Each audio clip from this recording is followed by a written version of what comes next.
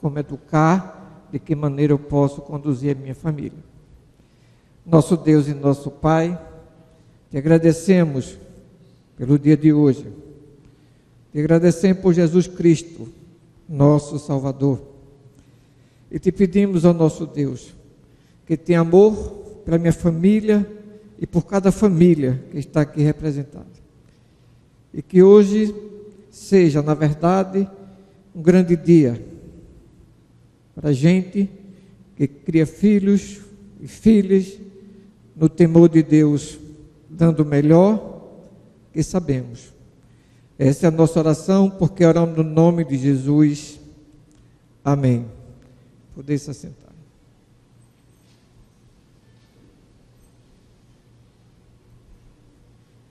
Doutor Luiz Schettini Filho. Vou apresentar o currículo desse homem de Deus. Ele está acompanhado com sua esposa, a irmã Suzana, aqui presente. Ele já estava com plano B, C, D e alguns pela frente. O Dr. Luiz Schettini Filho nasceu em Garanhuns, Pernambuco, teve sua formação escolar e acadêmica no Rio de Janeiro, onde graduou-se em Teologia e iniciou seus estudos em Psicologia, concluindo-os na cidade de Recife. Na capital pernambucana, graduou-se também em Filosofia. Desenvolve sua atividade profissional nos últimos 35 anos em Psicologia Clínica, especialmente na área de psicoterapia de crianças e adolescentes. Nesse período, paralelamente, tem se dedicado ao ensino da psicologia em várias universidades e faculdades do estado de Pernambuco, atuando nas áreas de psicologia geral, psicologia da aprendizagem, psicologia do desenvolvimento. De 1976 a 1980, lecionou no Departamento de Educação da Universidade Federal Rural de Pernambuco. Em psicologia clínica, dedica-se também ao acompanhamento psicoterapêutico de pais e filhos adotivos, desenvolvendo estudos e pesquisa sobre psicologia da criança adotada, que tem resultado em vários livros já editados. Dr. Luiz Schettini está com a palavra e ele vai aproveitar todos os minutos que nós temos.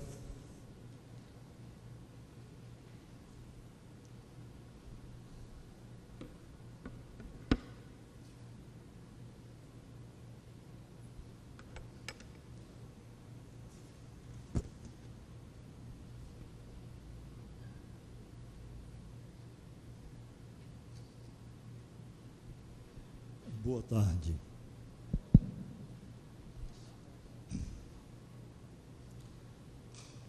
Vocês vão ter que ter um pouco de paciência comigo.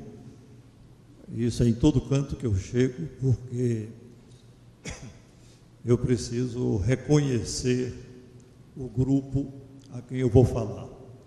Eu estou fazendo aqui o meu reconhecimento, né, para poder saber como é que eu vou fazer aqui. Como sempre, e eu já estive aqui algumas vezes, aqui é mais difícil eu me considerar o mais velho de todos. Eu tenho aqui talvez uns poucos concorrentes, né, mas meio fracos. Talvez eu perca ali, mas estou bem perto. Isso me confere uma posição muito confortável, né, porque depois que a gente chega a uma certa idade, e essa certa idade é depois dos 70 anos, a gente pode falar qualquer coisa. Fica mais fácil de as pessoas aceitarem o que a gente diz.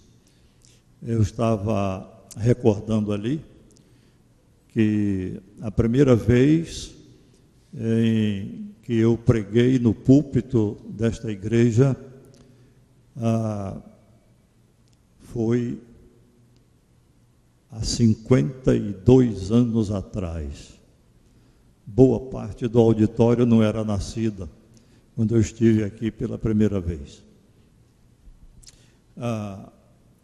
Hoje é uma coincidência assim muito estimulante para nós, porque exatamente hoje se comemora no Brasil o Dia Nacional da Adoção.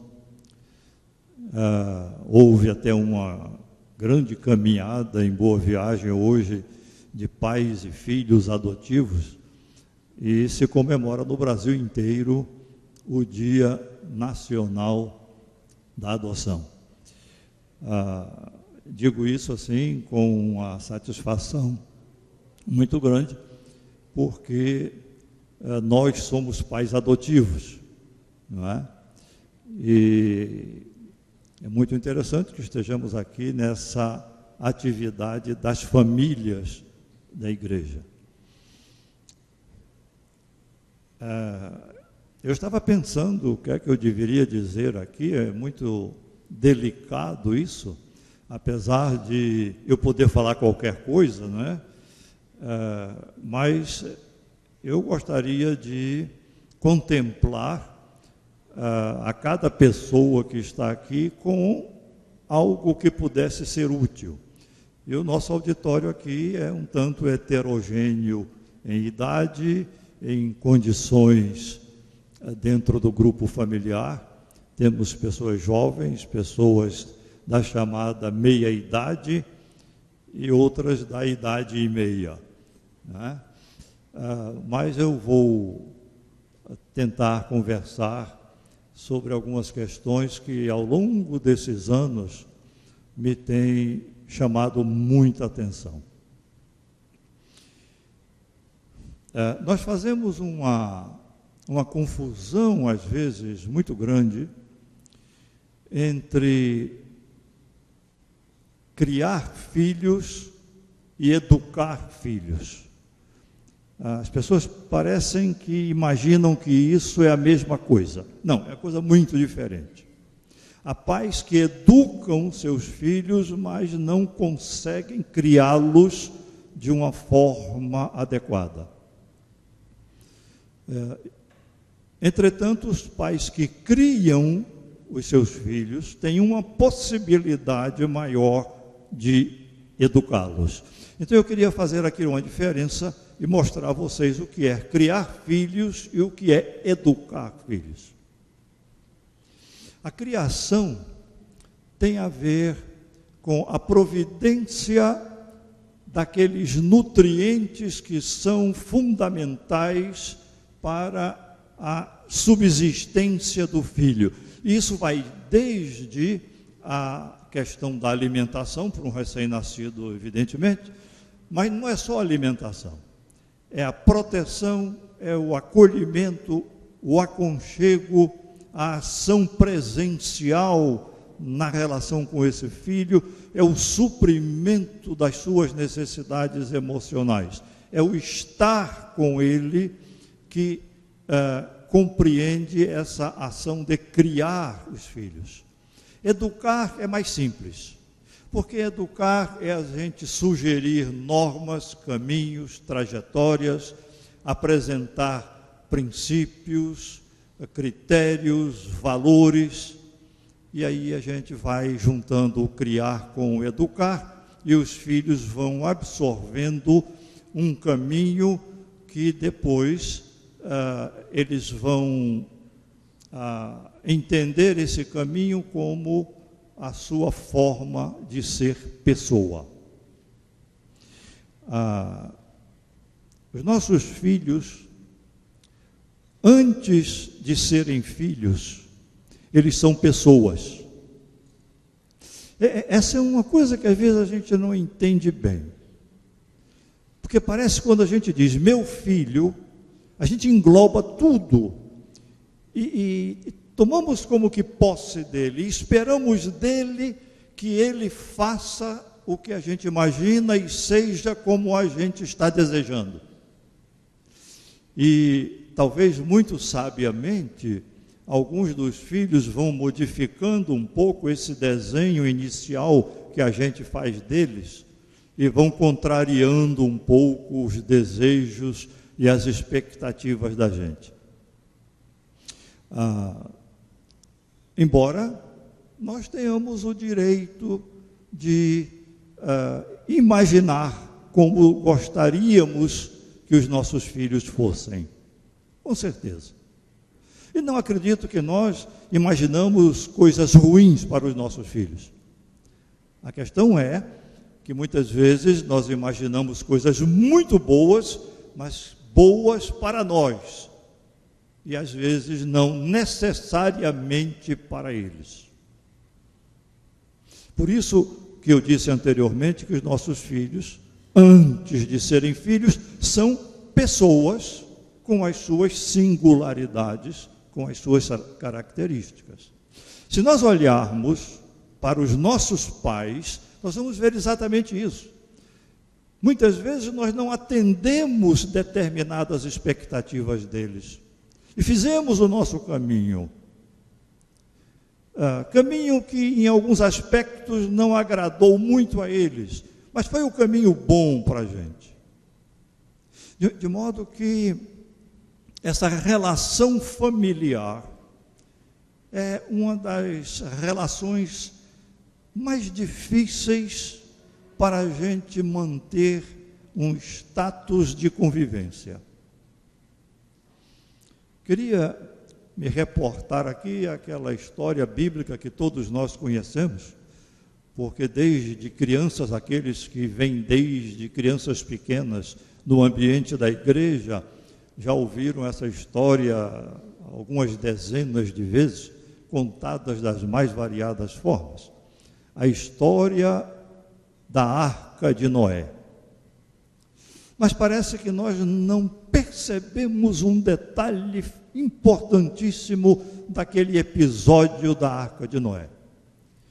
Quando, em determinado momento da história da humanidade, Deus disse a Noé que tinha escolhido aquela família, porque iria haver um dilúvio, uma chuva imensa, e muitos não iriam resistir, e como todos sabem, Noé recebeu a ordem de construir um grande barco, e ali ficariam abrigados, ele e sua família, e para preservar algumas espécies de animais, foi determinado que eles colocassem determinadas parelhas de animais ali para serem preservadas. E assim foi feito. E o dilúvio se precipitou durante 40 dias e 40 noites. Mas a gente não percebe muito que a família de Noé ficou dentro daquela arca 150 dias. A gente sempre pensa que foram 40 dias e 40 noites. Foram 150. É muito tempo. E eu fico imaginando, aí a imaginação minha, lá no texto bíblico não diz nada, que devia ser altamente desconfortável ali. A higiene não deveria ser lá muito bem feita. Animais num ambiente fechado, pequeno, durante 150 dias. Mas o que mais me chama a atenção não é nem isso. É que ali estava uma família num espaço exíguo, apertado, e as pessoas tinham de conviver olhando olho no olho uma da outra, porque não tinha mais para onde ir. E ali estava a verdadeira convivência familiar. Quando nós estamos juntos, um tempo mais prolongado, e vamos desarmando as nossas defesas e vamos nos expressando da forma como nós somos na nossa realidade pessoal. Deve ter sido muito difícil.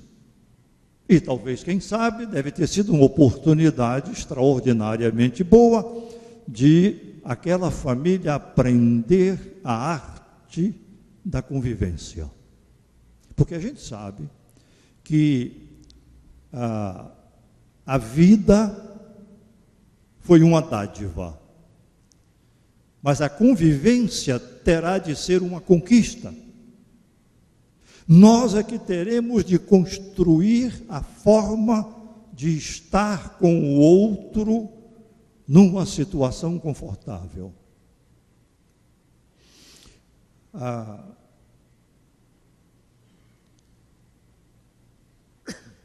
E aí, eu fiquei pensando numa coisa, e agora falando de nós que estamos aqui, nós que nos chamamos e nos consideramos filhos de Deus, que aliás, o texto bíblico nos diz que nós fomos feitos filhos por adoção. Isto é, nós fomos adotados por Deus afetivamente, que é a real adoção. E as pessoas que têm filhos adotivos sabem disso, né? O que conta na relação parental não é simplesmente a relação genética. O que conta é, sobretudo, a relação ética, isto é, a relação de convivência afetiva. Então, a verdadeira filiação é a filiação afetiva. Isso está escrito lá. Então, nós que nos chamamos e nos consideramos filhos de Deus, talvez não nos lembramos da importância disso. Por quê? Porque quanto mais nós nos tornamos filhos, mais nós seremos irmãos. A intensidade da fraternidade, a intensidade e a profundidade da forma de sermos irmãos é uma resultante da mesma intensidade pela qual nós temos uma relação filial com Deus. Às vezes, nós queremos conquistar uma série de coisas boas no nível da horizontalidade, isto é, da relação com as pessoas, deixando um pouco de lado a conquista da relação filial com Deus, que é a relação da verticalidade. Há uma relação estreita entre a extensão do que é vertical com a extensão do que é horizontal. Acredito eu que nunca iremos conquistar relações interpessoais significativas, extensas, profundas, sem que na mesma medida nós conquistemos uma relação nessa direção da verticalidade, isto é, na nossa relação com Deus. A gente precisa parar para pensar nisso. Nós estamos vivendo já há muito tempo dentro de um contexto em que para nós a importância está com a ênfase no fazer coisas. Aliás, até dentro da própria igreja a gente vê isso. O que é que nós fizemos esse ano? O que é que nós fizemos este mês? E não estamos fazendo nada em relação a isso, aquilo outro. Nada contra o fazer. Só que nós esquecemos uma outra coisa. O fazer é o final de um processo. E esse processo começa onde? E aí eu queria deixar com vocês 3 palavras para, quem sabe, ao longo dos dias, vocês pudessem pensar em cada uma delas. As palavras são ser, estar e fazer. Ora, nós temos de começar pelo ser, senão as outras coisas não vão funcionar bem, nem o estar, nem o fazer. E o que significa começar pelo ser? Muito simples. Qual é a forma que nós estamos utilizando para sermos pessoas? Como é que eu estou sendo pessoa no mundo? Como é que eu estou sendo pessoa na relação com outras pessoas? Como é que eu estou sendo pessoa na relação com meus filhos? Nas pessoas que compõem o meu contexto familiar? Para mim, quando nós encontramos essa forma adequada de ser pessoa, aí nós vamos chegar à segunda palavra, vamos encontrar a forma de estar com as pessoas de uma forma boa. E depois disso, o fazer é uma consequência natural. Eu venho do ser para o estar, para o fazer. Tempo desses alguém me perguntava sobre o intervalo imenso da história de Jesus e que nós não vemos nada no Novo Testamento dito sobre esse intervalo. Lá se fala sobre a proximidade do seu nascimento, do nascimento, daquele episódio, cerca de 2 anos, quando tiveram que ir para o Egito, a volta, depois um episódio ao redor de quando ele tinha 13 anos, né, quando estava no templo, naquele embate com os doutores da lei, e depois não se fala mais nada, senão lá no final, provavelmente mais ou menos nos 3 últimos anos. Então, dos 13 aos 30, o que foi que aconteceu? Lá se diz, é que a gente passa batido assim na leitura. Os primeiros versículos do capítulo do Evangelho, primeiro capítulo do Evangelho de João, de certa forma se diz, de uma forma simplíssima, mas de uma amplitude extraordinária, quando lá se diz que Jesus viveu entre os homens. Ali estava, no meu entendimento, a conjugação do ser com o estar. Ele estava construindo o ser, a pessoa que foi com a missão que tinha, com o estar com as pessoas do seu entorno. E lá nos últimos 3 anos, dar-se a ênfase naquilo que ele veio efetivamente fazer. E veja que preparação imensa para o fazer. E às vezes nós invertemos a ordem e queremos fazer sem quase nenhuma preparação pessoal. E quando falamos em família, o trajeto é o mesmo. É preciso, por exemplo, que se construa no ambiente familiar um vínculo afetivo com as pessoas da nossa proximidade. É preciso que nós entremos nessa caminhada do amor a si e do amor ao outro, que, aliás, é o resumo da ética cristã, conforme está lá no Sermão da Montanha, quando se diz: amarás ao teu próximo como a ti mesmo.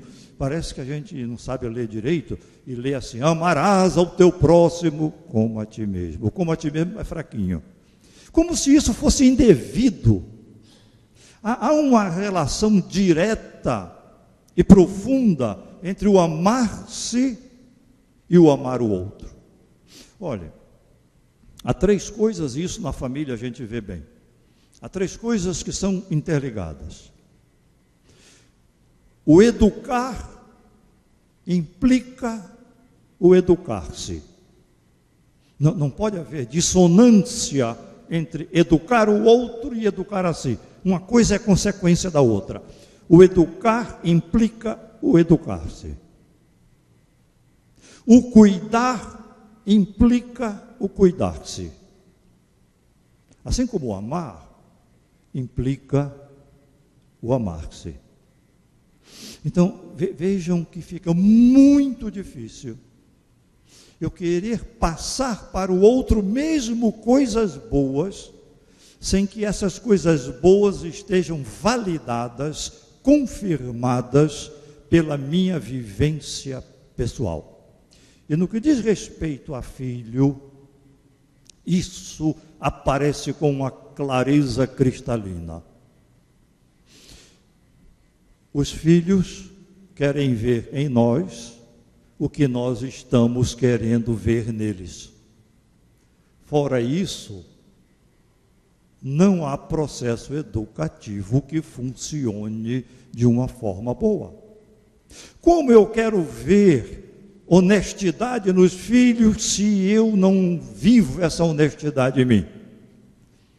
Como eu quero ver determinação neles se eu não sou determinado? E assim por diante. Como eu quero ver respeito neles se eu não respeito pessoas com quem eu convivo? A família é um grande laboratório, não é? Mas indispensável para a nossa aprendizagem. Não quer dizer que nós, os pais, vamos ser responsáveis em tudo pelos filhos. Não. Eles, na medida do seu desenvolvimento, eles vão assumindo suas responsabilidades e que nós não temos, ao longo desse crescimento deles, condição de ajudá-los no sentido de interferir em alguma coisa. Quando eles são muito pequenos, nós interferimos. Eles vão crescendo e eles questionam algumas das interferências. E vai chegar um momento em que eles não vão levar em conta as nossas interferências. Mas aquilo que nós passamos para eles, não somente de uma forma verbalizada, e essa me parece a grande questão, porque nós ensinamos aos nossos filhos coisas belíssimas, coisas de uma importância imensa, mas infelizmente nós, talvez na maior parte do tempo, nós verbalizamos o ensino. O ensino verbalizado, ele tem pouco alcance. Ele tem que ser manifestado pela nossa ação. Claro que a palavra é importante.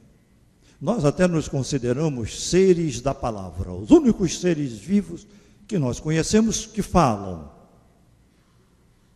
Só que esquecemos uma coisinha aí, é que para sermos os seres da palavra, antes precisamos ser os seres da audição. Quem não ouve não fala. Mas a palavra, por importante que ela seja, ela tem a função de esclarecer, de alguma maneira, e de sublinhar a ação. A palavra sublinha a ação. Nós invertemos. Nós pensamos que a palavra é importante, se houver a ação, muito bem, se não houver a palavra, já disse tudo, não disse não. É por isso que depois de alguns anos de falar coisas importantes e boas para os filhos, nós constatamos que eles não fazem muito determinadas coisas que nós explicamos a eles. E nos perguntamos, onde foi que eu errei? Ora, onde foi que eu errei? Provavelmente porque o que eu falava para eles não se coadunava com aquilo que eu era. Então a minha palavra chegou lá e voltou sem um resultado. Eu tenho uma experiência pessoal muito interessante. Eu falo muito para grupos, viajo muito e falo para lá e para cá, e faço geralmente minhas anotações para não esquecer de dizer algumas coisas que eu imaginei que seriam importantes serem ditas. E faço lá minha relaçãozinha, como eu fiz para cá. Geralmente eu não consulto isso, eu nunca digo o que eu escrevi aqui, mas eu faço. E quando eu tenho oportunidade, eu peço a opinião da minha excelente assessora, que é a minha mulher, que faz a mesma coisa que eu, que trabalha nas mesmas coisas, faz a mesma coisa, e ela me dá umas sugestões boas. Então eu digo, olha, eu vou falar num lugar, um congresso de professores, assim, e eu estou querendo dizer isso.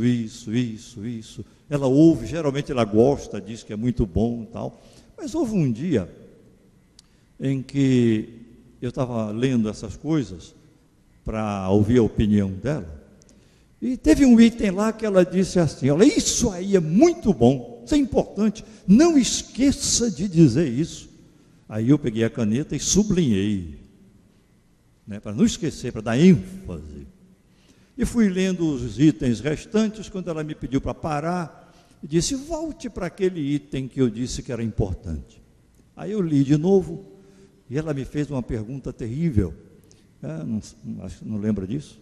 Mas me fez uma pergunta terrível. Ela disse, você faz isso aí? Aí eu fui ler de novo, aí peguei a caneta que sublinhou, e agora a caneta riscou a frase, porque eu não fazia aquilo. Anotei aquilo num papel, guardei lá numa pasta que eu tenho, quando eu vou rever essas ideias. Por que eu risquei? A coisa era boa, a coisa era importante, mas muito provavelmente eu não iria conseguir dizer com convicção, ia sair falso. Eu optei por não dizer. Acho que uns 2 anos depois, relendo aquilo, eu disse, mas que coisa interessante isso aqui. Lembrei-me da história e fiz uma revisão interna aqui, disse, agora eu já posso dizer.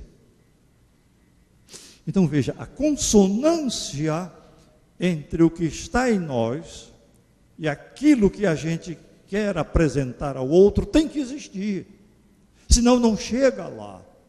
Com os filhos é assim, com as outras pessoas da nossa convivência é assim, não tem como ser diferente.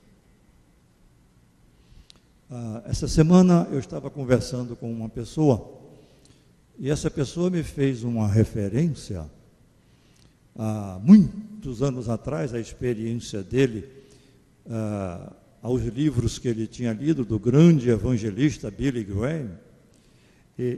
Eu recordei que eu tive umas experiências com Billy Graham, fiz uns trabalhos com ele, aqui no Brasil, fora do Brasil, e eu comecei a recordar como eram os sermões dele. Eu nunca vi sermões tão simples, que produziam efeitos extraordinários nas pessoas. Então, não estava na complexidade do conteúdo, não estava no ineditismo do conteúdo, mas estava na relação entre a palavra e a vivência da palavra, penso eu.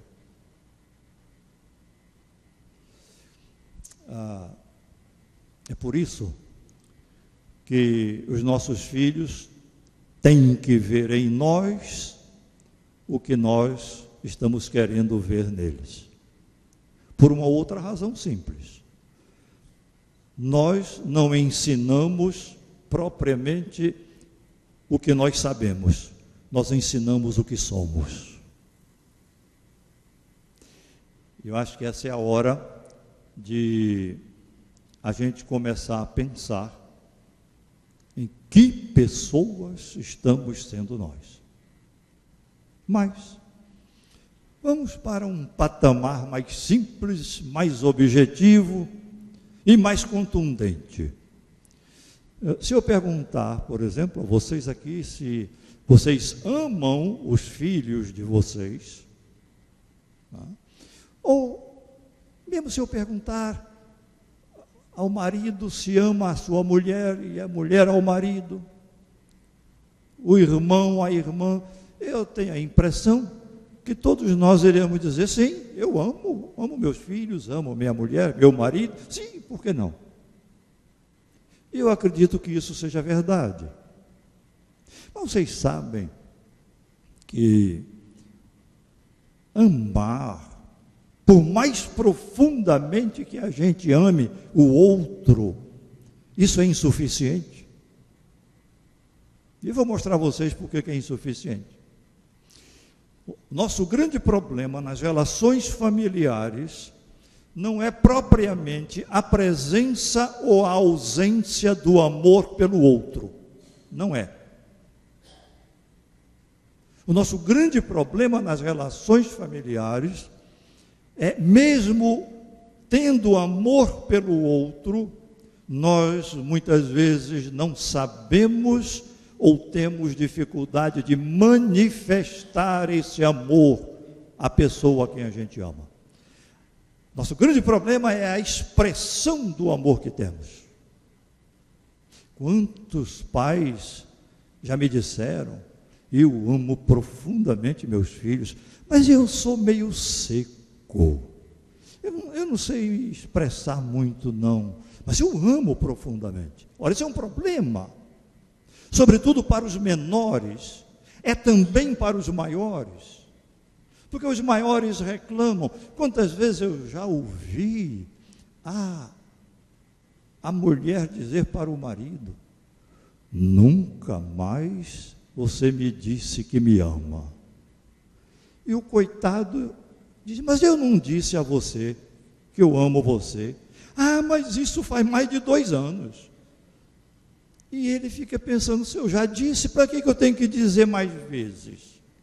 O que ela estava cobrando era expressões do amor que existia, era uma manifestação do afeto. E ele não sabia expressar. Como o contrário muitas vezes é verdadeiro, como na relação entre irmãos e na relação entre as pessoas que se amam, como na relação fraterna dentro da comunidade da igreja. É preciso que a gente manifeste o amor que tem. E se não sabemos, esta é a hora de aprender.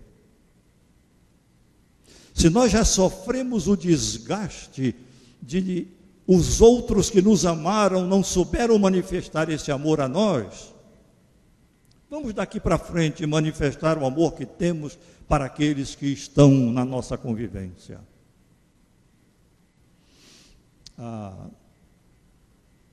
Às vezes, os nossos pais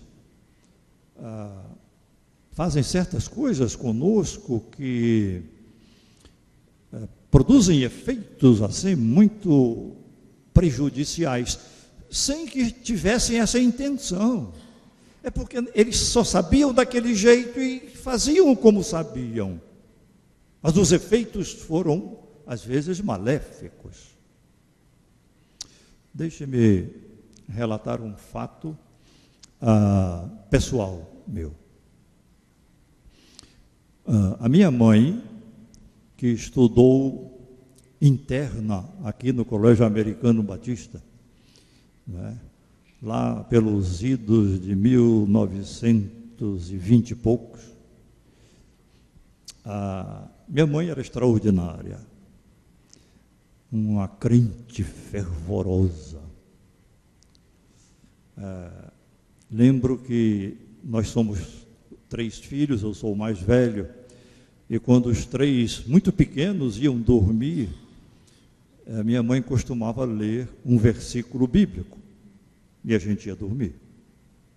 Eu tenho a impressão que durante muito tempo ela lia o mesmo, porque eu decorei esse que nunca mais esqueci, e acho que ela repetia o mesmo: cria, ó Deus, em mim um coração puro, renova em mim um espírito reto, e eu nunca esqueci disso. Salmo 51. Um dia eu tinha mais ou menos, acho que uns 6 anos de idade, e ela chegou à noite, e quando foi ler o versículo bíblico, eu disse para ela: mamãe, não precisa mais ler não. E ela ficou meio assustada: por que não precisa mais ler? Eu leio todas as noites. Disse: não precisa mais ler, porque eu agora já sei ler, eu mesmo leio. E a partir daquele dia, eu passei a ler toda noite e leio até hoje. Aos 78 anos de idade, é uma leitura que eu faço sistematicamente. Ela me ensinou coisas extraordinárias. Pois essa mesma mãe, quando eu tinha ao redor de 4 ou 5 anos de idade, morávamos numa casa no interior, eu sou de Garanhuns, e aquele quintal comprido, ela estava no fundo do quintal, lavando roupa numa bacia imensa, que não era imensa, porque as crianças percebem de uma forma diferente, né? A percepção da criança é diferente do adulto. E eu estava chorando muito, não me lembro por quê, e chorava persistentemente. E ela mandava parar de chorar, e eu não parava, e quanto mais ela mandava parar, mais eu chorava. Até que ela se irritou com aquilo, ficou cansada daquilo, e não sei bem porquê, ela usou aquele recurso que era muito comum na época os pais usarem com os filhos. Apesar de que ainda hoje eu já vi pessoas ainda usando isso numa circunstância semelhante. Ela apontou para mim e disse assim: engula o choro. Alguns aqui já passaram por essa experiência. Engula o choro. E eu fui engolindo o choro, e engoli o choro durante 40 anos. Eu era obediente. Eu sempre fui uma criança obediente. E eu obedeci essa ordem ao pé da letra. E eu me lembro que quando minha mãe apontou o dedo para mim para dizer aquilo, o dedo dela media 1,20 m. Era um dedo gigantesco, ameaçador. Quando minha mãe completou 60 anos, eu tinha 40, e eu contei essa história para ela. Ela caiu num choro e disse: eu fiz isso com você? Eu digo: fez, sim, senhora.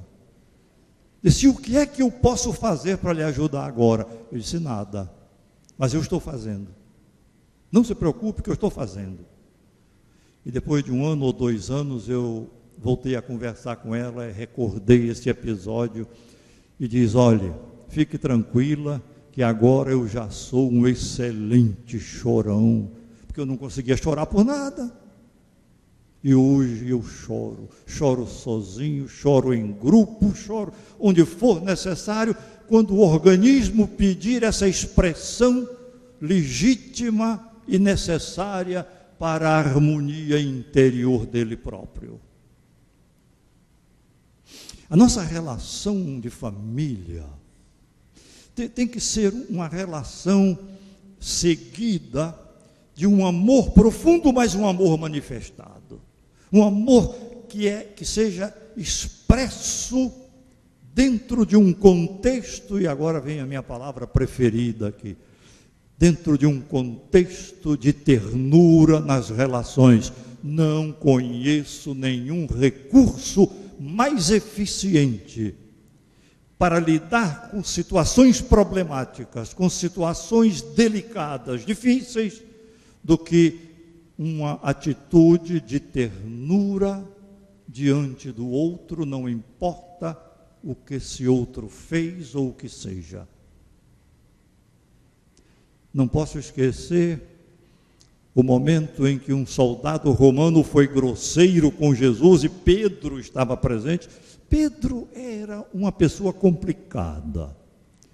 Se eu fosse fazer superficialmente, uma avaliação psicológica de Pedro, eu não teria dúvida.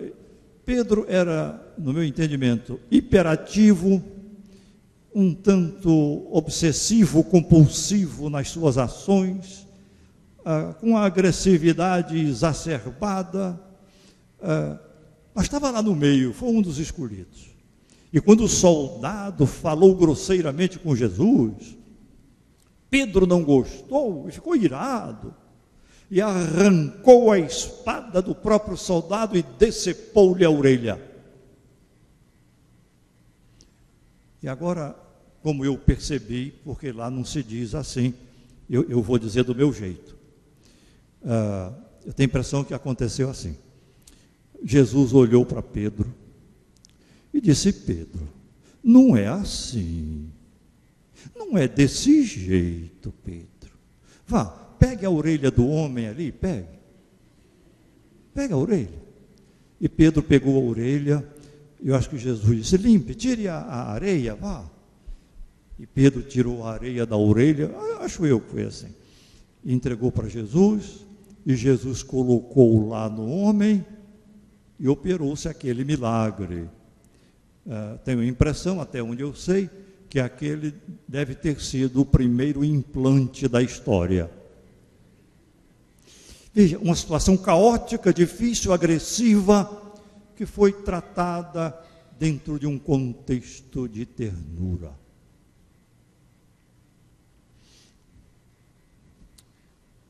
Lá no livro dos Provérbios se diz, a palavra branda desvia o furor. Cria a ternura. A ternura nas relações de convivência. A ternura diante das situações mais difíceis, e aí é que a ternura é realmente necessária. É isso que às vezes nós aprendemos teoricamente. Olha, há muitos relacionamentos que morrem por conta do silêncio. As pessoas não se comunicam de uma forma compreensiva. As pessoas não se falam.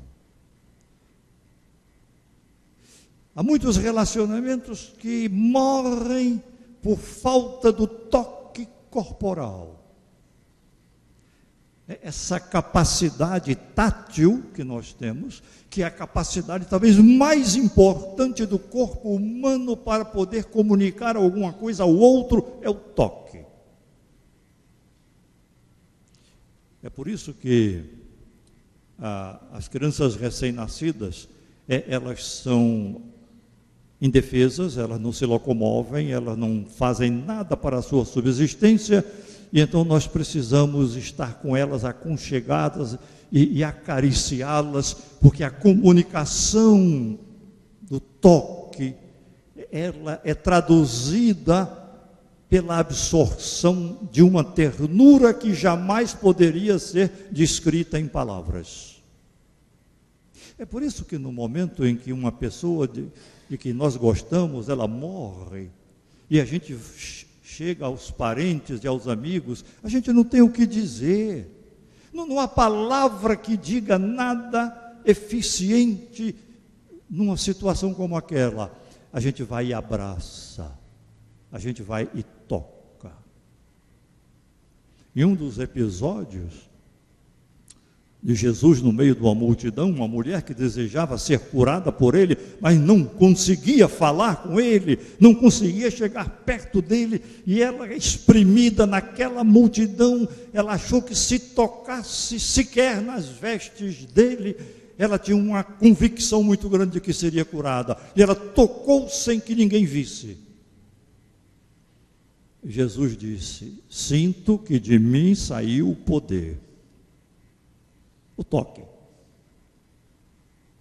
Em outras proporções, o carinho físico e outras manifestações desse toque conforme a nossa individualidade são expressões da nossa convivência, expressões do nosso amor.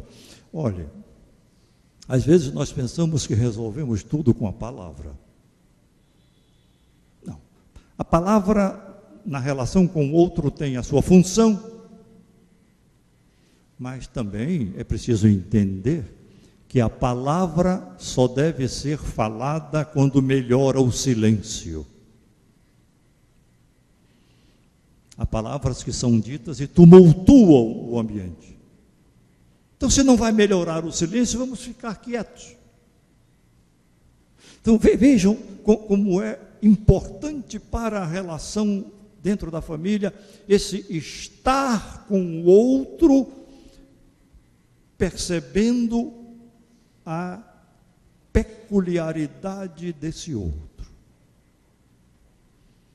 De outras vezes que eu estive aqui falando a um grupo semelhante a esse grupo só tem uma dificuldade para a gente falar. É que a gente começa a falar, né? E vamos chegando. Tá? Quando eu comecei, havia a metade do auditório. E a outra metade foi chegando devagarinho, ainda deve chegar mais. E os que chegaram depois, perderam, né? Não puderam ouvir as melhores coisas que eu selecionei para dizer. Como eu não posso repetir, então eu sugiro que depois pergunte aos que estavam aqui desde o começo. Mas eu fico muito preocupado com isso. Eu sempre deixo de reserva também umas coisas que eu considero importantes para contemplar os que chegaram depois. Olha, essa questão da convivência, eu acho simples, desde que a gente olhe para o outro como uma pessoa individual. Não é verdade aquilo que alguns pais dizem: tenho 3 filhos, todos 3 filhos do mesmo pai, da mesma mãe, receberam a mesma educação, e olha a diferença entre os 3. Esse é agressivo, esse é calmo, esse é estudioso, esse não gosta. E como é assim? Porque são 3 pessoas diferentes. São 3 pessoas que interpretam e que percebem o mundo de uma maneira diferente. Vou fazer um teste aqui. Por favor, o que é que vocês estão vendo aqui? Quem pode alcançar com a visão? Uma caneta. Eu vou dar uma outra chance. O que é que vocês estão vendo aqui?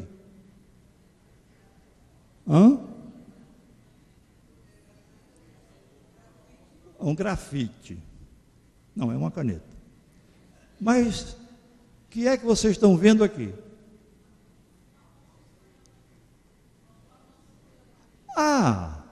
Uma mão segurando uma caneta. Ela conseguiu ver minha mão, mas ainda é suficiente, ela não viu a minha pessoa.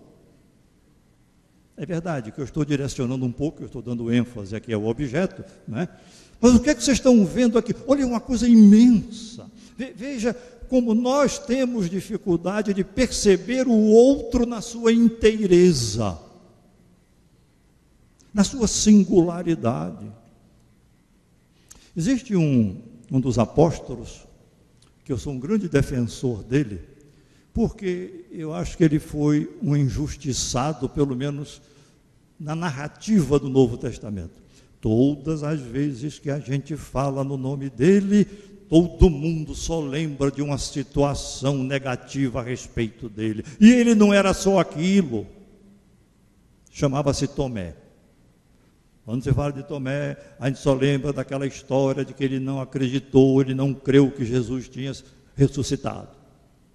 Mas Tomé não era só isso.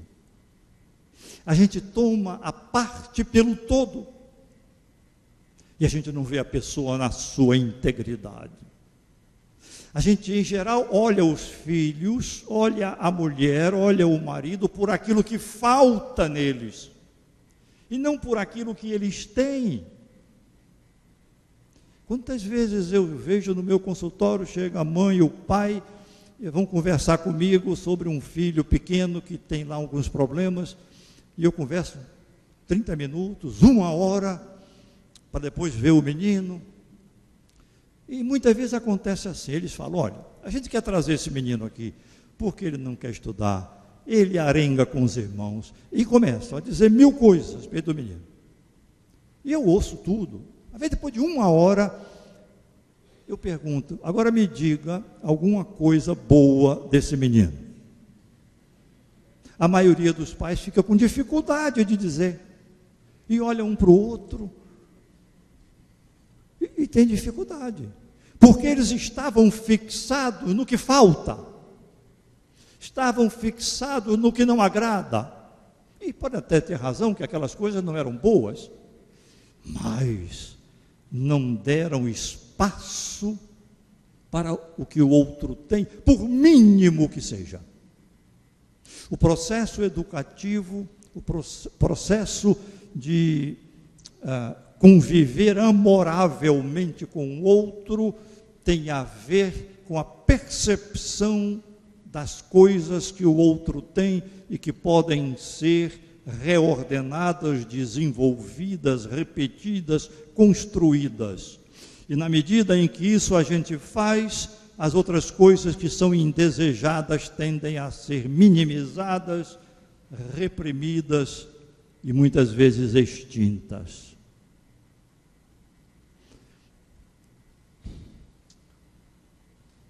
Eu tenho 10 minutos, né? Eu sou disciplinadíssimo, para dizer as 13 outras coisas que eu anotei aqui, que não disse para você, nem vai dar tempo, né?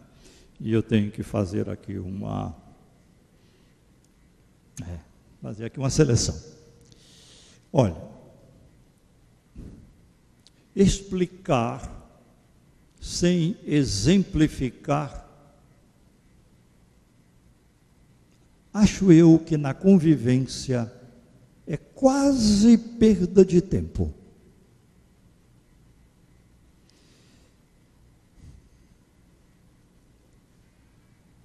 Uma das grandes crises que a gente vive no mundo hoje é a crise da percepção. Nós não percebemos o outro como o outro. Nós não percebemos a criança de 2 anos como uma criança de 2 anos, nos seus limites e nas suas potencialidades. E então queremos que ela faça algumas coisas que nos satisfaçam, ou queremos que elas não façam determinadas coisas que são características daquela idade. É terrível. E assim a gente vai passando para a adolescência, para a idade adulta, para o adulto idoso. A gente está sempre querendo que o outro faça algumas coisas que a gente imagina que são boas e que deixem de fazer outras que a gente acha que não são as melhores. É o que eu chamo de perceber o momento de desenvolvimento da outra pessoa com quem a gente convive, em qualquer circunstância, como também dentro do grupo familiar. Eu tenho que perceber uma criança de 5 anos dentro do que mais ou menos é uma criança de 5 anos. Eu não posso exigir dela que faça coisas que ainda ela não pode fazer. E também eu preciso esperar e estimulá-las a fazer o que elas já podem fazer. Então essa percepção é delicada. Assim é com o adolescente. Assim, e agora eu vou me permitir dar um exemplo que não poderia deixar de fazer, eu tenho que ser honesto com vocês. Assim é com o indivíduo idoso. Nós temos alguns idosos aqui, né? Uma meia dúzia, e eu encabeço a lista.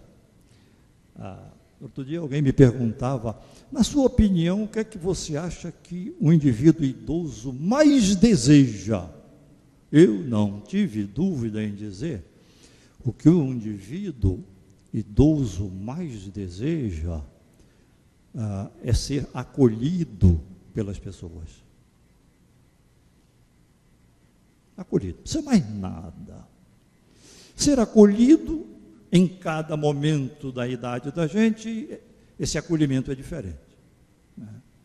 Eu, que comecei a ser idoso há pouco tempo, né, porque outro dia eu fui a um médico porque eu estava com uma dor muito grande no joelho direito, já vinha me doendo há muito tempo, e o médico examinou e disse, olha, não tem nada, o que o senhor tem é uma artrose, não é? Aquela cartilagem que tem assim, me explicou tudo, já se desgastou pelo uso, pelo tempo, e agora o osso bate no osso e dói, então isso está normal, isso é da idade. Eu olhei para ela e disse, não é verdade, porque o meu outro joelho é da mesma idade e não dói. Ela riu muito com a história, e de uns anos para cá, eu venho enfrentando essa história, tudo que eu me queixo é da idade. E depois eu cheguei à conclusão que eu não posso fazer muita coisa, porque eu tenho 78 anos de idade, é a primeira vez que eu fiz, 78, eu não sei como é que é, estou aprendendo agora. Já estou olhando que daqui a uns 4, 5 meses eu vou fazer 79, e eu também não sei como é que é, vai ser a primeira vez. Então veja, a gente mesmo não sabe. E a gente convive com os outros, a gente precisa ser acolhido, como todas as pessoas em qualquer idade. O acolhimento. Os filhos precisam do nosso acolhimento em qualquer idade. E esse acolhimento vem pela construção de uma relação de amor.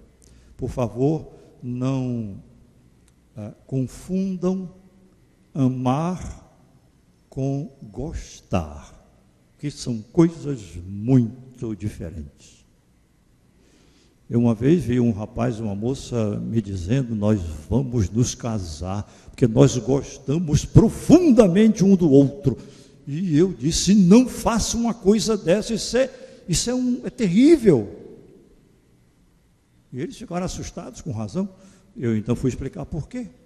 Porque o gostar pede condições. Eu gosto de uma pessoa por isso, aquilo outro, porque é inteligente, porque é trabalhador, enfim, qualquer razão que me agrada. Amar é diferente, o amor não pede condição. Se cada um de vocês olhar para os filhos que têm ou que tiveram, vão perceber que amaram e amam profundamente esses filhos, mas aqui e acolá não gostam de algumas coisas que eles fazem, de algumas ideias que eles têm, de alguns comportamentos que eles possuem. Mas esse não gostar não tem nada a ver com o amor que nós temos por eles. O amor continua profundo, e é por isso que todo amor é sofredor. Quem ama sofre.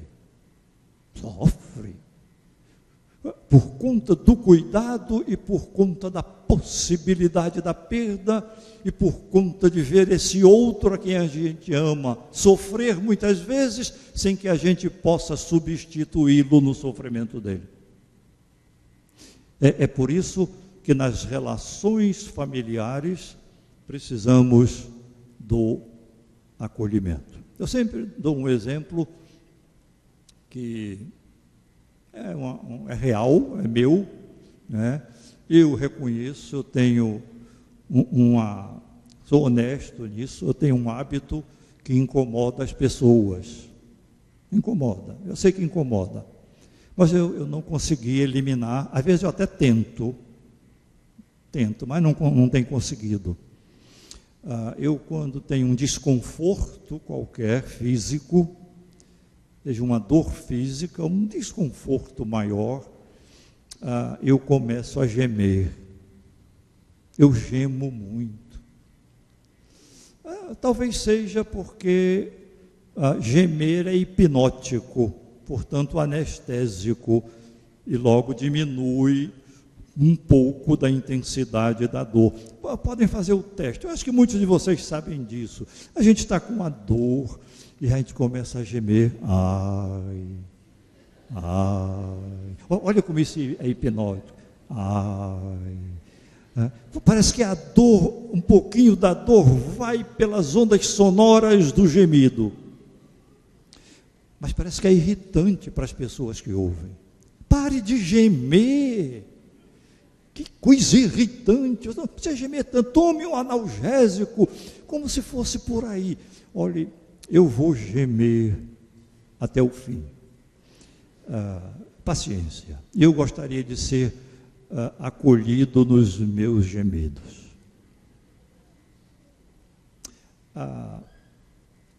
A convivência na vida familiar, e eu tenho 3 minutos para dizer uma coisa de fundamental importância, vai exigir da gente a compreensão de uma questão. Um filósofo espanhol chamado Ortega y Gasset disse uma coisa contundente. Já na época dele, ele dizia: hoje o maior crime não é matar. O maior crime é deixar morrer. A mim me parece que deixar morrer é matar duas vezes. E quantas vezes nós deixamos o outro morrer sem o nosso afeto, sem a nossa tentativa de compreensão, sem estar com esse outro de uma forma receptiva, de uma forma amorável. Quantas vezes nós deixamos o outro morrer à míngua do nosso afeto, à míngua da nossa paciência, à míngua da nossa presença, à míngua do nosso toque. Fica sempre presente na minha lembrança uma mulher de 32 anos a quem eu acompanhava num processo de psicoterapia, e também ao filho adolescente dela, filho único, com problemas complicadíssimos. E um dia essa mulher chegou com um papel para mim, na hora do atendimento dela, e pediu que eu lesse. Eu fui ler. Era um diagnóstico médico de uma doença incurável e que não tinha o que fazer, segundo o médico, e que ela tinha uma sobrevida de poucos meses. E eu disse para ela: se isso for verdade, vamos aqui ver o que é que você faz com esses meses. E ela continuou ouvindo, e um dia ela não veio mais. Isso não é possível, ela nunca falta. Telefonei para a casa dela e me disseram: ela não pode mais sair de casa. Está certo. No dia seguinte eu fui na casa dela. Quando ela me viu, eu disse: o que é que você está fazendo aqui? Eu digo: você não pode ir lá, eu vim aqui. E eu fiquei indo na casa dela por minha conta, né? 2, 3 vezes na semana eu ia lá conversar com ela. Um dia eu cheguei na casa dela, ela não estava. Disse: cadê fulana? Ah, ela está muito mal, está no hospital. Qual é o hospital que ela está? Me disseram o nome. No mesmo dia, saí dali e fui para o hospital. Quando eu chego no hospital, ela olhou para mim e disse: de novo? Se você veio para cá, eu vim atrás. E aí eu percebi que ela estava só, a família não ia mais lá, ninguém ia. E eu passei aí todos os dias no hospital. E um dia eu cheguei e ela já não falava mais. E fez menção de dizer alguma coisa, mas não podia. Entendi pelo gesto dela que ela queria tentar escrever. E eu arranjei uma caneta e um papel, e ela rabiscou umas garatujas lá com muita dificuldade, e eu consegui entender o que ela queria me dizer. E era um pedido que ela fazia. Ela me pediu: você me ajuda a morrer? Eu disse: claro. Eu peguei na mão dela, e não demorou 3 ou 4 minutos, creio eu, ela morreu. Eu fiquei ali com ela. Disse: mas que coisa boa, que morte boa. E foi tudo o que eu podia fazer, era acolhê-la, era estar com ela. Eu fiquei bem comigo, porque eu me senti acolhendo, e eu nunca mais esqueci o valor do acolhimento dos momentos, das dores por que nós passamos. Não importa o tamanho da dor. Quando nós acolhemos os filhos, quando o marido acolhe a mulher, e a mulher o marido, o irmão ao irmão, parece que a gente se renova, a gente se junta. E a pouca força de um com a menos força de outro se juntam para fazer a força necessária para os dois se manterem vivos.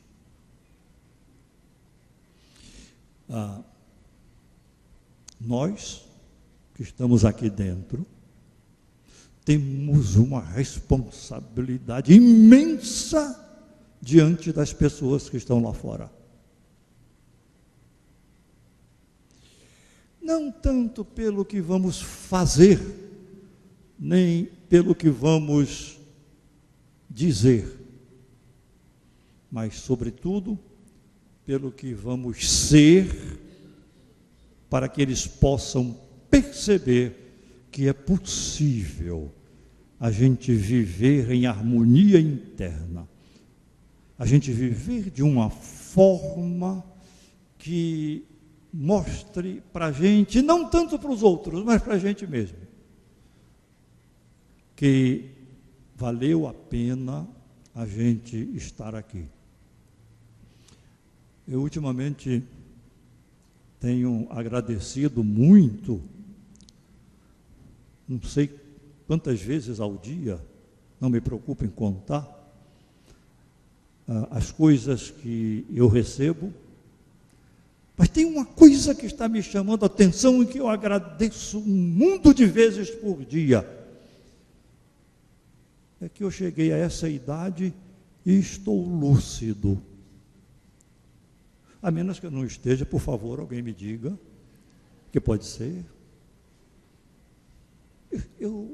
A minha cabeça é a mesma, penso eu, na minha avaliação, dos 50 anos de idade. Isso é uma dádiva.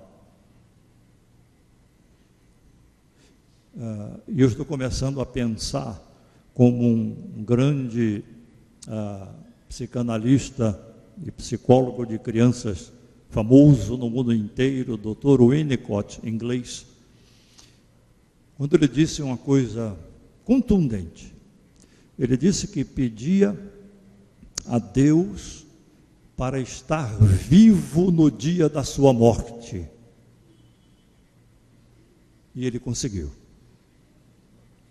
Porque há pessoas que morrem antes de morrer. E ele, no dia da morte dele, estava vivo, estava cumprindo a missão, exercendo os seus trabalhos, nos seus projetos, entendendo, percebendo e sentindo a vida dentro das suas possibilidades, do seu momento de idade. Ele estava vivo no dia de morrer.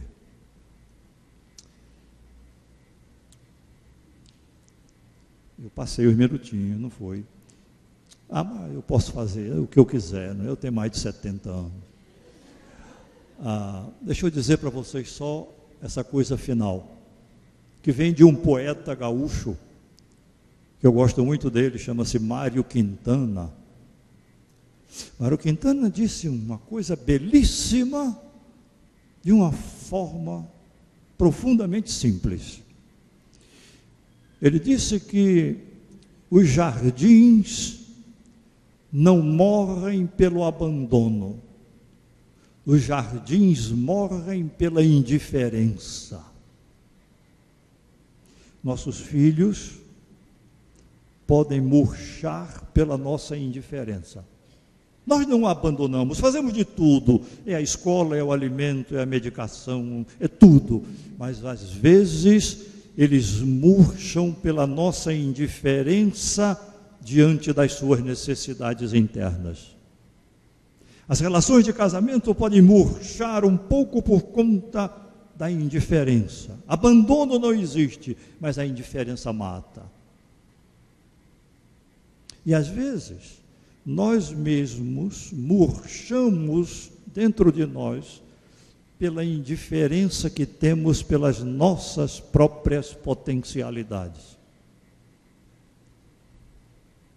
Nós, as pessoas, fomos criadas para ser amadas e as coisas para ser usadas. Como muitas vezes nós invertemos essa ordem, amamos as coisas e usamos as pessoas, a convivência começa a ficar desconfortável. Retomemos a ordem original do processo. Muito obrigado pela paciência de vocês.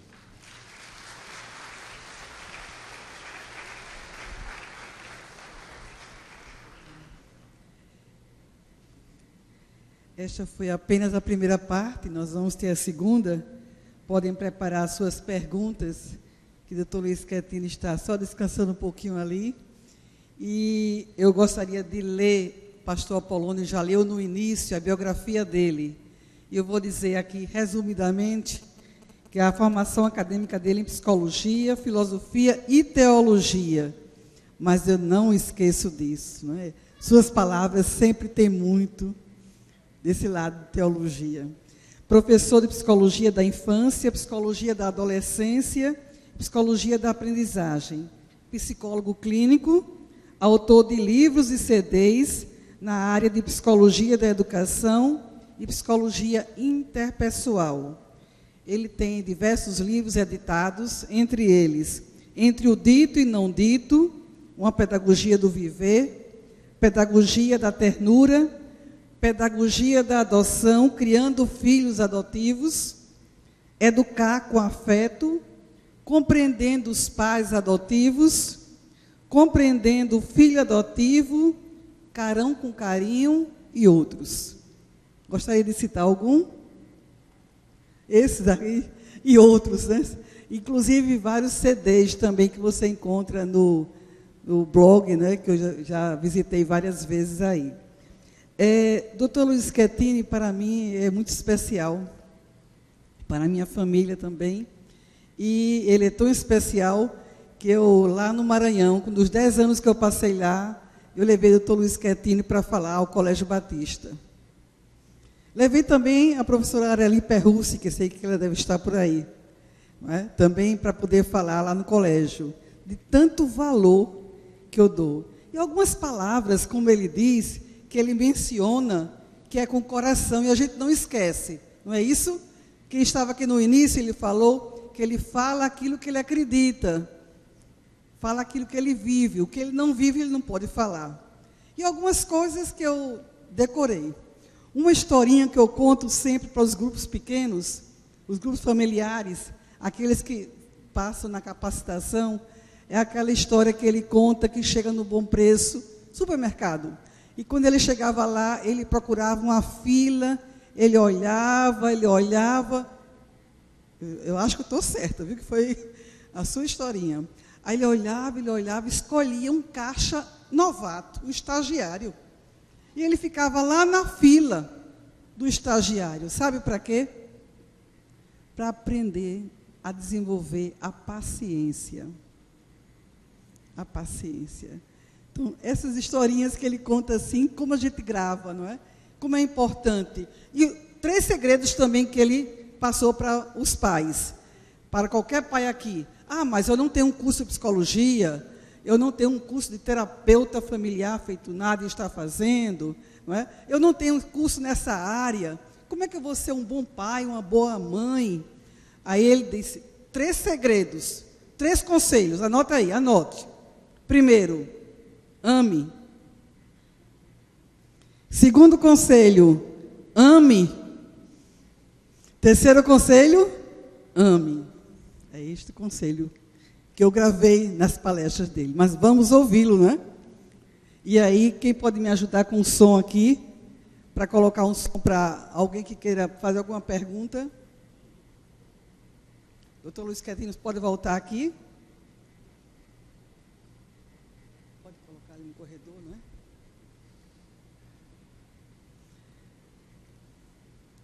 Vamos ver se tem alguma pergunta aí. Alguém quer colocar alguma pergunta para o Dr. Luiz Schettini?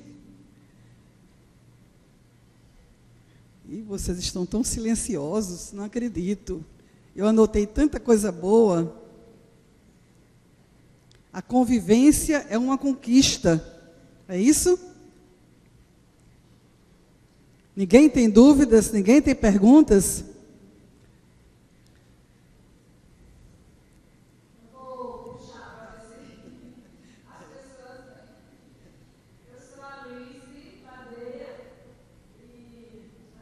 É o seguinte, pastor também, né? Também. Pastor e Dr. Luiz Schettini, o senhor falou que numa determinada época da sua vida, a sua mãe mandou engolir o choro. E, não sei, acho que alguns pais, né, já também fizeram isso com seus filhos. E o meu pai mandou eu não dar nem um pio. Eu chorando, ele, nem um pio, Alice. me dava vontade de fazer pio só de pirraça, mas eu tinha medo e não fazia. Mas, assim, isso para o senhor trouxe algumas dificuldades.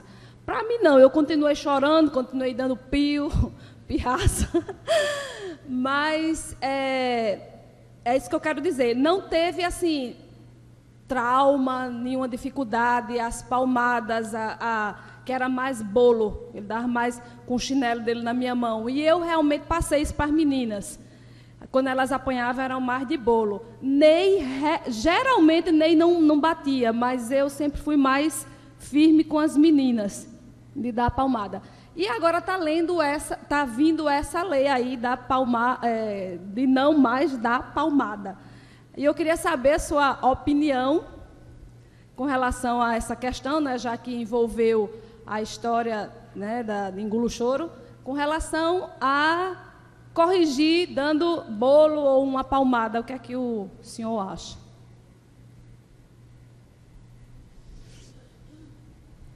Olha, eu esqueci de avisar no começo que não valia fazer pergunta difícil. E agora eu estou em maus lençóis aqui. E como eu esqueci, eu vou ter que sair desse problema. Há tempos atrás, faz uns 15 anos, eu escrevi um livrinho, acho que Cássia mencionou aqui, cujo título é Carão com Carinho. Esse livro, a intenção dele é orientar os pais de como dar os limites para os filhos. Por que o título? Porque eu não acredito na correção sem que ela tenha um conteúdo afetivo. A correção de uma maneira geral. Eu chego lá na sua palmada e na sua chinelada.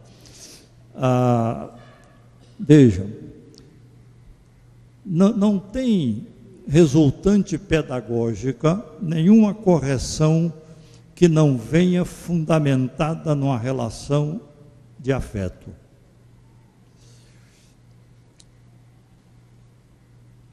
Senão se torna simplesmente a expressão de um desagrado ou a expressão de uma ira que se tenha. É verdade que, falando de crianças e de adolescentes, a gente às vezes não tem como conter a criança ou o adolescente em situações inadequadas, quando eles assumem comportamentos inadequados, e a gente tem que segurar, a gente tem que ser mais coercitivo. E admito até que a gente às vezes apele para uma palmada. Admito. Não vejo em que isso seja necessariamente traumático, embora também não vejo em que isso vá produzir grandes efeitos, a não ser coibir momentaneamente uma ação. Eu acho que aquelas coisas que eu vim dizendo aqui hoje eram exatamente para chegar aí.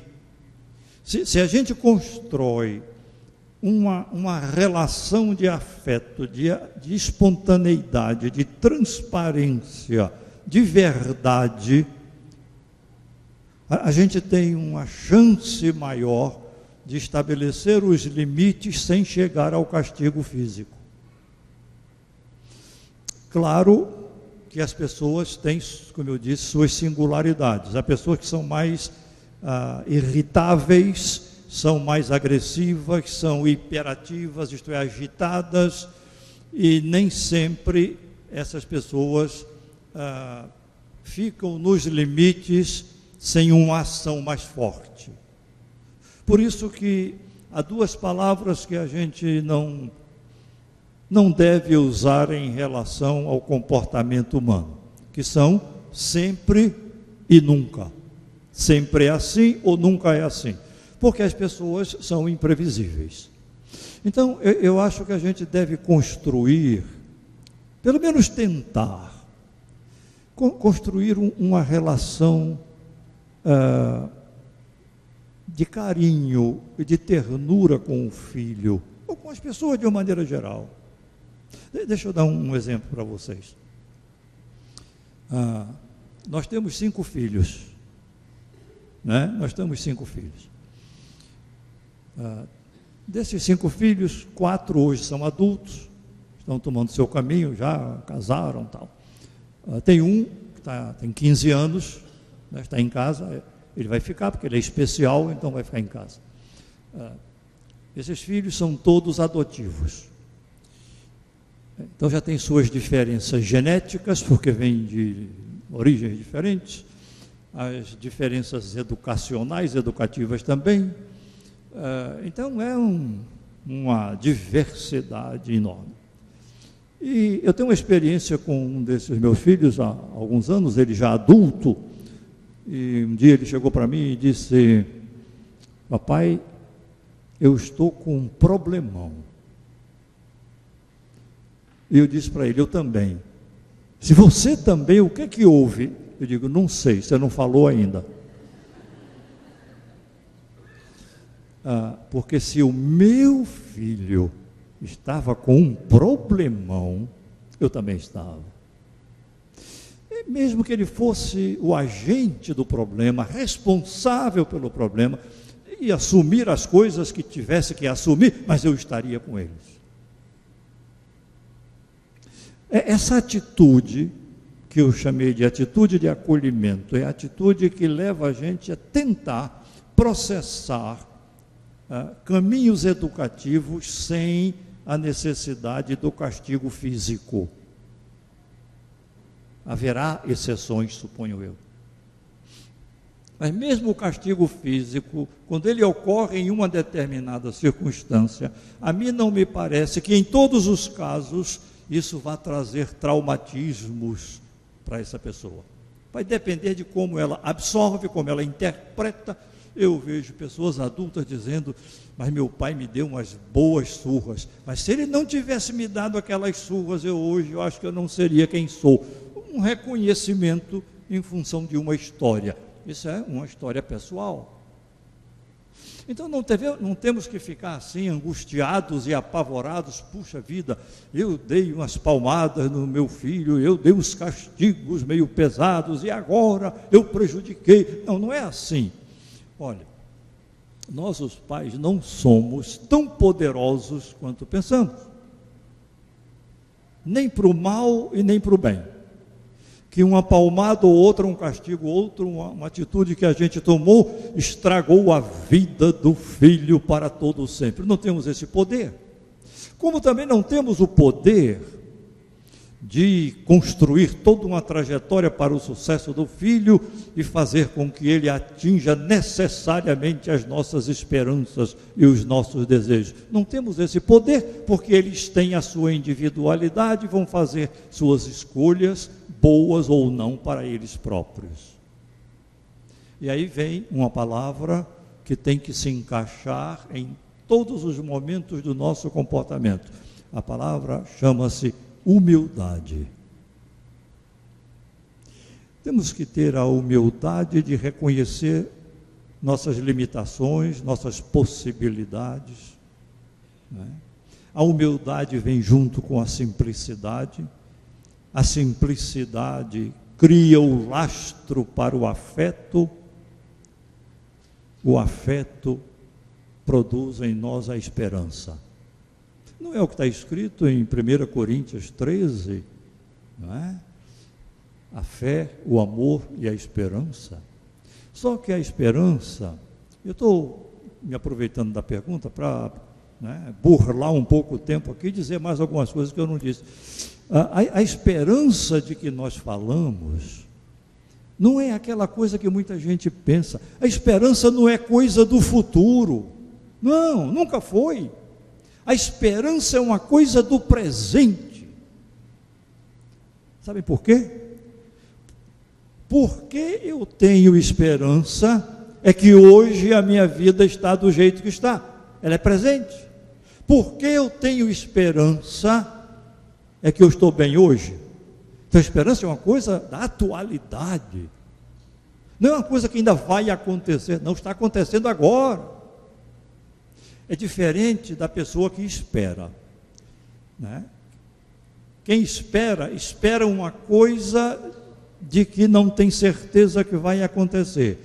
Mas quem tem esperança, tem certeza da coisa que está esperando. Então modifica o nosso comportamento presente. Então, a humildade, junto com o afeto e com a esperança, são os 3 instrumentos que podem conduzir a nossa vida, mesmo em momentos de conturbação, sobretudo nos momentos de conturbação. Não se preocupem com uma palmada aqui e acolá. Não se preocupem com um dedo em riste mandando engolir o choro ou aniquilar um pio aqui e um pio acolá. Não. Nós não temos esse poder tão grande que por conta de uma ação vamos destruir uma vida sobre a qual não temos nenhum poder.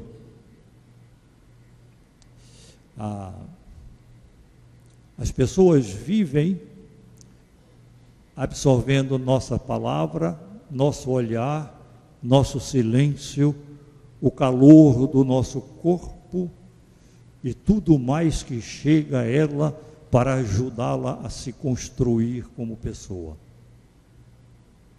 Nós somos importantes. Essa história de dizer, eu não tive importância nenhuma, não fiz nada de expressivo, não existe isso. Talvez nós não saibamos em o que fizemos para o outro ou a marca que deixamos no mundo. Talvez não saibamos disso. Mas não importa saber, importa que por onde nós passamos ficou uma marca que deixamos.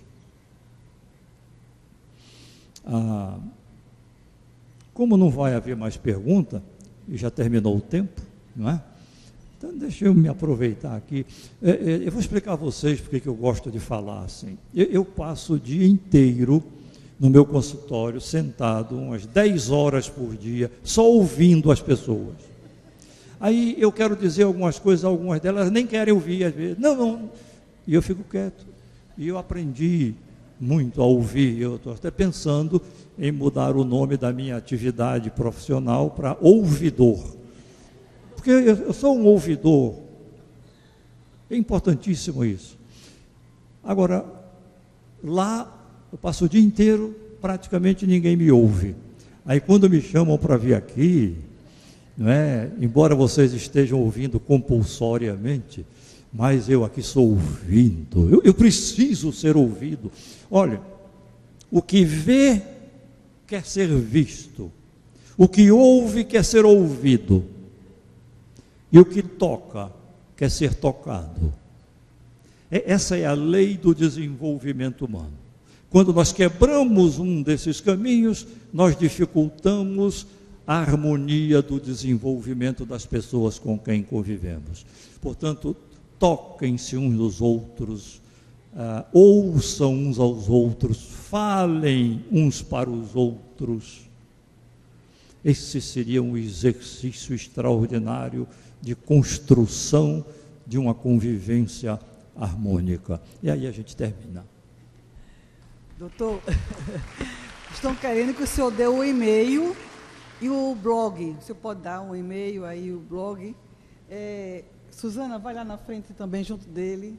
Olha, eu não sei de cor. Ela quer que eu dê meu e-mail e o blog que eu tenho. Eu não entendo dessas coisas. Suzana sabe mais do que eu. Então, ela vai passar para você.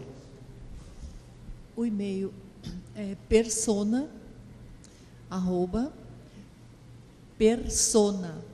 P-E-R-S-O-N-A, persona, Luiz com Z. Agora a última palavra eu tenho que soletrar. Schettini é S de saudade, C de casa, H de hora, E de Eva, T de titia, T de titia, I, N de navio, I. Ponto. TTINI. Isso. Ponto PSC. É Papai Saudade Casa. PSC. Ponto BR. E o blog é só procurar. Pronto. O blog é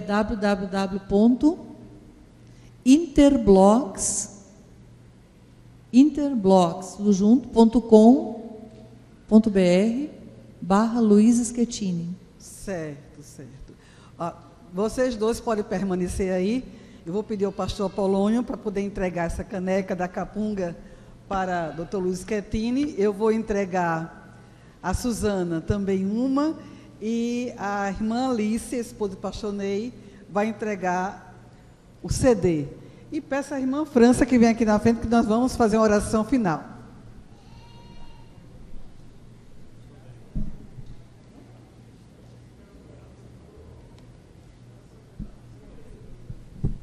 Só explicando, esse CD, pastor Dr. Luiz Schettini, foi dos 90 anos da nossa igreja, ano passado, e nós fizemos um grande coro.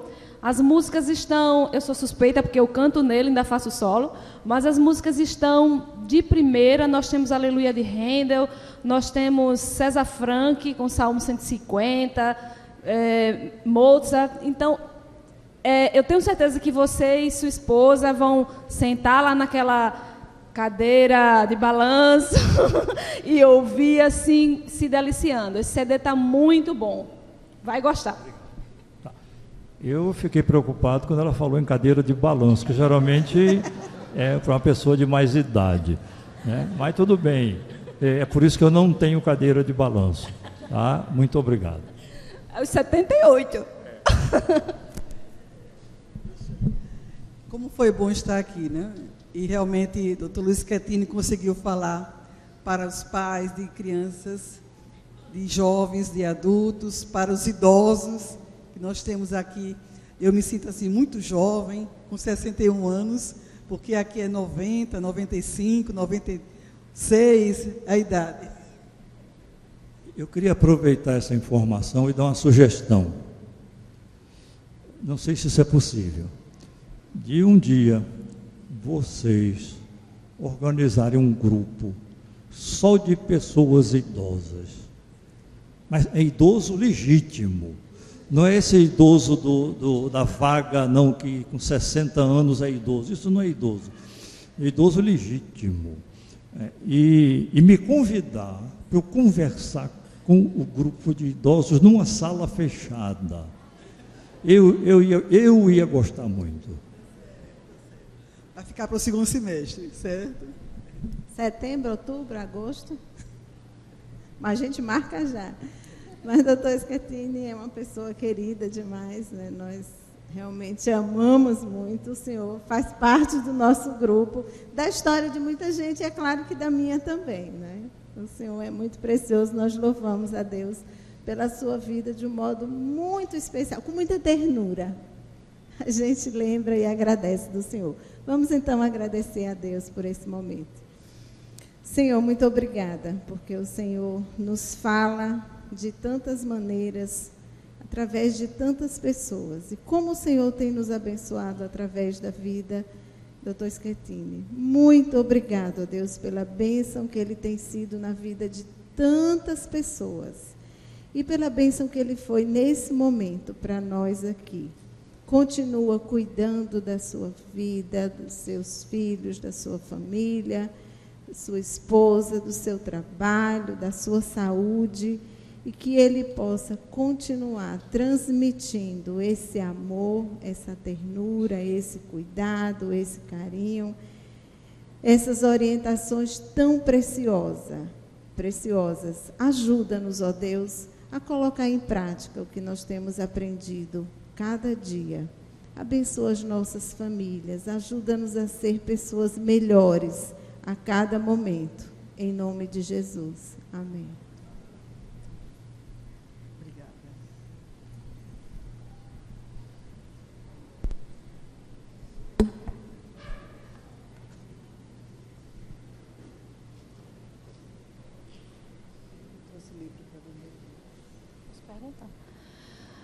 Doutor Luiz Schettini, estão perguntando se trouxe algum livro para vender. Trouxe não, mas no segundo semestre, né, Cássia? Vai trazer.